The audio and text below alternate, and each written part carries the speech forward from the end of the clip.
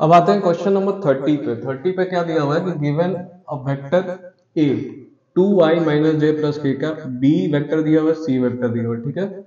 Find a vector which is perpendicular to both A and B. Find a vector, यहाँ पे एक चीज छूट गया, find a vector D which is perpendicular to both A and B and dot product of C and D is equal to 3, ठीक है। तो let the vector d is equal to what? Let the vector d is equal to x I cap plus y j cap plus z k cap, ठीक है। ये हो गया। अब बोला गया कि find a vector D which is perpendicular to both A and B. तो अगर d perpendicular to A vector है तो obviously their dot product must be equal to 0। d vector dot A vector must be equal to 0, ठीक है। तो d vector क्या हो गया तुम्हारा, एक्स आई प्लस वाई जे प्लस जेड के इंटू ए वेक्टर क्या दिया हुआ भाई, 2i कैप माइनस जे कैप प्लस के कैप। अब इनका डॉट प्रोडक्ट तुमको फाइंड आउट करना है, डॉट प्रोडक्ट फाइंड आउट कर लो भाई। यहां से क्या होगा, it must be equal to 0 even. तो ये हो गया, डॉट प्रोडक्ट फाइंड आउट करोगे तो ये हो गया 2x और plus minus 2x minus Y plus z is equal to 0, ठीक है। ये हो गया एक इक्वेशन।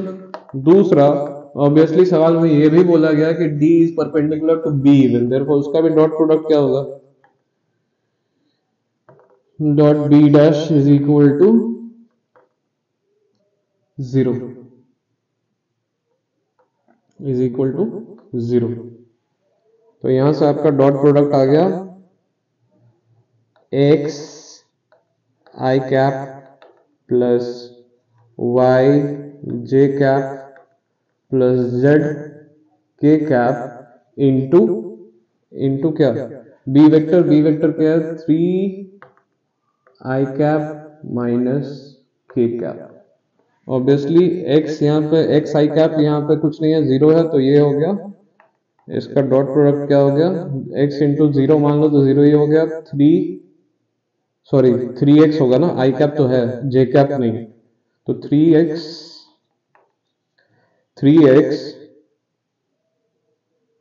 ये हो गया तुम्हारा 3x, जे कैप 0 हो गया, ऑब्वियसली यहाँ पे 0 है तो y into 0 0 plus K cap के आगे क्या है प्लस z, यहाँ पे minus 1, 3x minus Z is equal to 0। यहाँ से आपके पास आ गया 3x minus Z is equal to 0। तो यहाँ से आप क्या फाइंड आउट कर सकते हो कि 3x is equal to z, ठीक है। 3x is equal to z। अब यहाँ पे मान लो कि x की जगह पे या z की जगह पे ये टर्मिनेट करते हो by putting the value of z in equation 1, what you get, putting the value of x, तो ये हो गया 2x minus Y plus z is equal to क्या, 3x is equal to 0। C vector दिया गया क्या, हाँ सी वेक्टर दिया गया ना, तो ये आ गया। यहाँ से आप लिख सकते हो, ये सब करने की जरूरत ही नहीं थी, आपको सी वेक्टर भी दिया गया, तो इसका तीसरा इक्वेशन भी फाइंड आउट कर लो। तीसरा इक्वेशन भी पहले फाइंड आउट कर लो, डॉट प्रोडक्ट, मुझे लगा सी वेक्टर नहीं दिया गया, तो सी वेक्टर दिया गया है, तो ये हो गया 2i प्लस जे माइनस 2k का dot product with D. D क्या है, एक्स आई प्लस जे वाई जे कैप प्लस वाई जे कैप प्लस जेड के कैप, ठीक है। तो दिया हुआ सवाल में दिस इज इक्वल टू 3। तो यहां से एक और इक्वेशन निकल आएगा। तो यहां से इक्वेशन निकालोगे तो क्या है, 2x plus y, obviously 1 into Y minus 2z is equal to 3। तुम्हारा इक्वेशन 1, 2 और ये हो गया तुम्हारा 3। अब जो इक्वेशन 2 का putting value of 2, putting value of z from 2, putting value of z from 2 in both equation 1 and 3, from equation 2 in both equation 1 and 3, ताकि ये लीनियर इक्वेशन बन जाए और we can easily solve it, so that we can easily solve it. तो 1 में put करो, 1 क्या था, इक्वेशन 1 becomes इक्वेशन 1 क्या हुआ भाई, 2x minus y plus z, z is equal to 3x is equal to 0।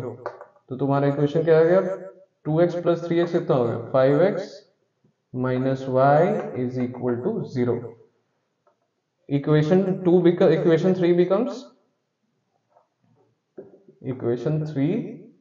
becomes क्या हो गया, इक्वेशन 3 क्या है भाई, 2x plus y minus 2z, z क्या है 3x, minus 2 into 3x is equal to 3। तो यहां से ये सॉल्व हो गया, क्या बना, 2x plus y minus 6x is equal to 3। तो ये माइनस 6x को आप लिख सकते हो y, देख लो, y plus 2x minus 6x, y minus 4x is equal to 3। आपका ये इक्वेशन आ गया, मान लो 4, ये आ गया इक्वेशन 5। अब 4 और 5 जो इक्वेशन आया उसको लीनियर इक्वेशन के तौर पे सॉल्व करके xy की वैल्यू फाइंड आउट करोगे और फिर z मिल जाएगा और उससे आपको d मिल जाएगा। समझ में आया, बहुत इजी सा सवाल है, इसमें आपको सारा डेटा प्रोवाइडेड है, बस आपको डॉट प्रोडक्ट्स फाइंड आउट करने हैं और उसके बाद सॉल्व करना है।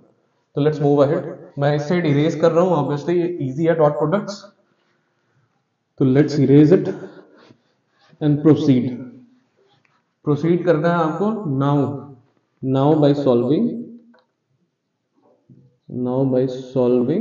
इक्वेशन 4 and 5, इक्वेशन 4 and 5 क्या है इक्वेशन भाई, 5x minus y is equal to 0 और यहां पे क्या है, minus 4x plus y is equal to 3। कुछ नहीं करना, आप इन दोनों equation by adding 4 and 5, by adding 4 and 5 यहाँ पे क्या आ गया आपका 3, plus y minus y cancel, 5x minus 4x is equal to, तो x आ गया 3, y का वैल्यू आप कहीं भी पुट कर दो, ऑब्वियसली वो सब इंग्लिश लिख लेना आप अपने हिसाब से, y का वैल्यू आप किसी भी इक्वेशन में पुट कर दो, बाय पुटिंग, लिख ही देता हूं English, putting x is equal to 3 in equation 4 ले लो, इक्वेशन 4, तो यहां से आपका क्या आ जाएगा, 5 into 3 15 minus y, 15 minus y is equal to 0, therefore minus y is equal to minus 15, ये माइनस माइनस कैंसल, y का वैल्यू आ गया आपका 15, ठीक है, x3 y 15 और z का फाइंड आउट किया था भाई हम लोगों ने, इक्वेशन क्या था, z क्या फाइंड आउट किया था यार, लिखना भूल गया मैं, तो z कहाँ क्या एलिमिनेट कर रहे थे, z is equal to 3x, तो obviously z is equal to 3x, तो z is equal to 3x, तो 3 इंटू x की वैल्यू अगर आप पुट करोगे क्या आया था 3, तो this is 9, therefore vector d becomes what, vector d becomes x क्या है, y 15 आया, z 9 आया, x 3 आया, तो यहाँ वैल्यू पुट करो 3i कैप प्लस y कितना, प्लस 15j कैप